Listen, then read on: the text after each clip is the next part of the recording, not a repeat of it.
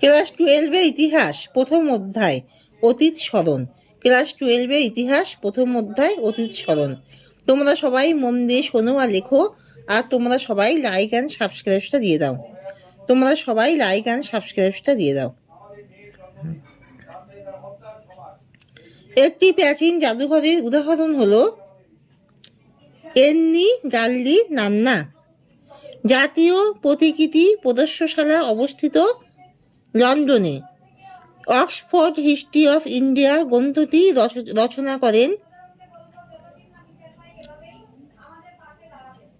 Vincent Smith. আলবেরুনির লেখা গ্রন্থটির নাম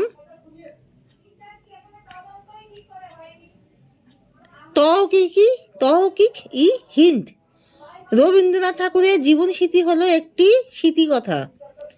হিস্ট্রি অফ ব্রিটিশ ইন্ডিয়া গ্রন্থটি রচনা করেন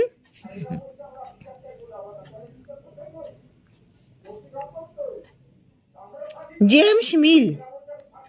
তহকিক ই হিন্দ প্রশ্ন লুভর মিউজিয়াম অবস্থিত ছিল প্যারিসে। কেমব্রিজ হিস্ট্রি অফ ইন্ডিয়া গ্রন্থের রচয়িতা ছিলেন ডট ওয়েল।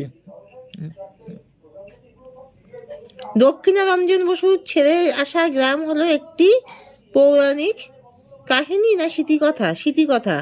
সব ইতিহাস হলো সমকালীন ইতিহাস। এই উক্তিটি কার কোলোচের। হোয়াট ইজ হিস্ট্রি এর লেখক হলেন E.H. কার। ভারতীয় ইতিহাসের জাতীয়তাবাদী ব্যাখ্যাকার হলেন রমেশচন্দ্র মজুমদার। ইতিহাস মালা রচনা করেছিলেন উইলিয়াম কেরি। একজন মানবতাবাদী ব্রিটিশ ঐতিহাসিক হলেন জেমস মিল। ভারতে এশিয়াটিক সোসাইটি 1800 খ্রিস্টাব্দে হয়েছিল।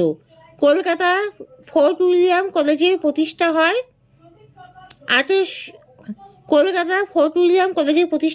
1784 খ্রিস্টাব্দে। ভারতের বৃহত্তম মিউজিয়ামটি হলো দ্য ইন্ডিয়ান মিউজিয়াম। স্মৃতিকথা হলো মৌখিক উপাদান। ইতিহাসের জনক বলা হয় হেরোডোটাসকে। কোন লোককথায় মূল চরিত্র মানুষ?